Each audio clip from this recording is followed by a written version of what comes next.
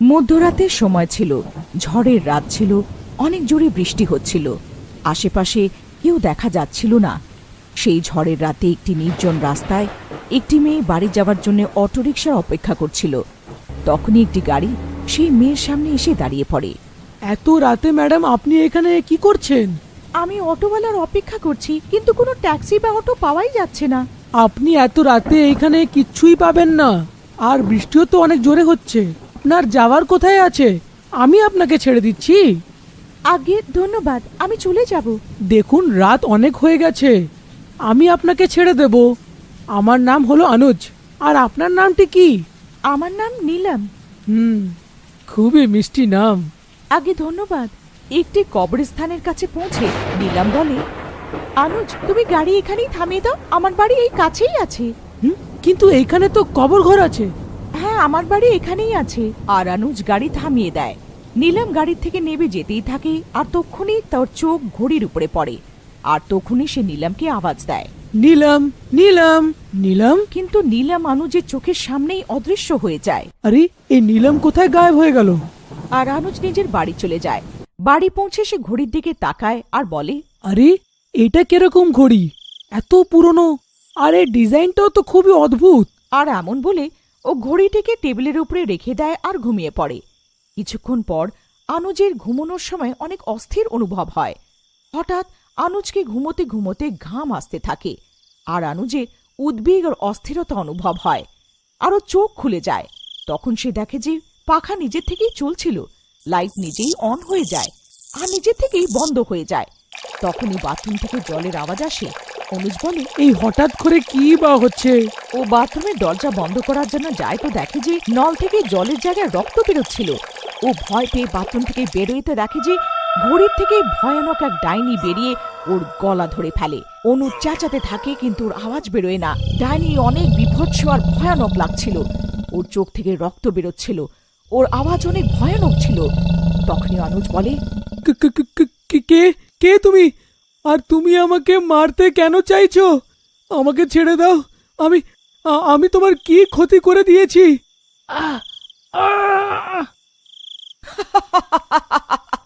আর অনুজের মাথা দেয়ালে জোরে জোরে মারে। অনুজের মাথা থেকে রক্ত বেরোতে থাকে। ডাইনি ততক্ষণ অনুজকে ছাড়ে না যতক্ষণ অনুজ মারা না যায়।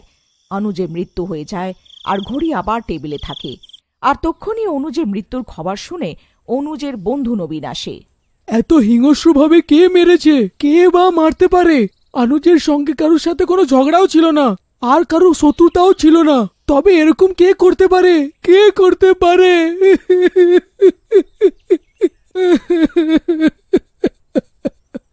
মিনা, মিনা। হ্যাঁ, আসছি। মিনা, খুব জোর খিদে পেয়ে গেছে গো, খাবার বাড়ো তো। হ্যাঁ, এখন দিচ্ছি। মিনা নবীনকে আওয়াজ দেয়, এসো, খেতে দিয়েছি, খেয়ে নাও। নবীন হাত মুখ ধুয়ে খেতে বসে পড়ে। তখনই মিনা বলে, আরে এই ঘড়ি কোথা থেকে এনেছো? কত অদ্ভুত ঘড়িটা, আর আমি আজ পর্যন্ত এত বাজে ঘড়ি দেখি। আর এমন বলে মিনা ঘড়িটাকে জোরে মেরে টেবিলের উপরে রেখে দেয় আর কিচেনে গিয়ে বাসন ধুতে চলে যায়। তখন হঠাৎ করে মিনা কিছু আজব আওয়াজ শুনতে পারে, যেমন কি কেউ কাঁদছিল। মিনা আওয়াজ শোনার চেষ্টা করে, কিন্তু কান্নার আওয়াজ বন্ধ হয়ে যায়। তারপর মিনা আবার নিজের কাজে ব্যস্ত হয়ে যায়। তখনই কান্নার আওয়াজ আবার শুনতে পায়। আরে এই আওয়াজটা তো ঘড়ির থেকে আসছে। মিনা ঘড়ি তোলে, ঘড়ি থেকে রক্ত বেরোচ্ছিল। আরে এই ঘড়ি থেকে রক্ত কি করে বেরোচ্ছে? রক্ত দেখে সে ভয় পেয়ে যায় আর ঘড়িকে ছুঁড়ে ফেলে দেয়। তখনই ঘড়ি থেকে ডাইনি বেরোয়। মিনা ডাইনিকে দেখে ভয় পেয়ে যায়। ডাইনি, ডাইনি আওয়াজ দেয়। কি বলছিলিস? কত বাজে ঘড়ি? কত বাজে? আমি তোর এমন অবস্থা করব যে তোর আত্মা পর্যন্ত ভয় পেয়ে যাবে। আরে আমি তোমার কি ক্ষতি করেছি? আমাকে ছেড়ে দাও প্লিজ। তখনই ডাইনি খুব রেগে যায় আর মিনাকে নিজের নখ দিয়ে পুরো মুখে আঁচড়ে দেয়। ওর মুখ থেকে রক্ত বেরোতে শুরু করে। মিনা চেঁচাতে থাকে, কিন্তু ওর আওয়াজ নবীন পর্যন্ত পৌঁছয় না। আমি তোকে মেরে আরো শক্তিশালী হয়ে যাব। আর নিজের দুটো হাত দিয়ে মিনার গলা টিপে দেয় আর ঘড়ি টেবিলে রেখে দেয়। পরের দিন সকালবেলায়, মিনা, মিনা, এটা এটা তোমার কি হয়ে গেছে? তোমাকে কে মেরে ফেলেছে? তোমাকে কে মেরে ফেলেছে? আমার কি হবে? আমি তোমাকে ছাড়া কি করে বাঁচতে পারবো?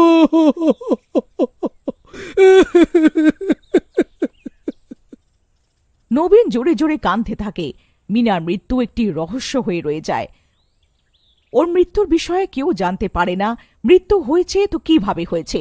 আর কিছুদিন পরে এক রাতে একটি চোর চুরি করার জন্য নবীনের বাড়ি আসে। আরে এইখানে তো অনেক দামি দামি জিনিস রয়েছে রে।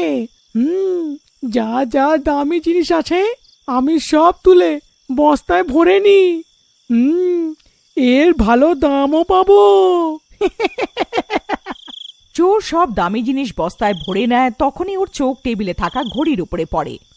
আরে এটা কিরকম ঘড়ি? এইটা তো খুব পুরনো মনে হচ্ছে। এর তো অনেক টাকাও পাবো।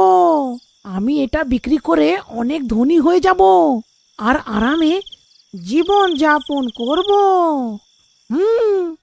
আমাকে চুরিও করতে হবে না আর আমার স্ত্রীও খুব খুশি থাকবে। চোর নবীনের ঘরের থেকে সব দামি জিনিস আর ঘড়ি নিয়ে বেরিয়ে যায়, আর ঘড়ির সাথে সাথে ডাইনিও চোরের পেছনে যেতে থাকে। তখনই রাস্তায় ওর মনে হয় যে কেউ যেন ওর পেছন করছে। চোর পেছনে তাকিয়ে দেখে তো কেউ থাকে না। চোর তাড়াতাড়ি হাঁটতে থাকে, তখনই একটি হাত এসে ওর গলার উপরে পড়ে। আরে কে আছে রে ভাই?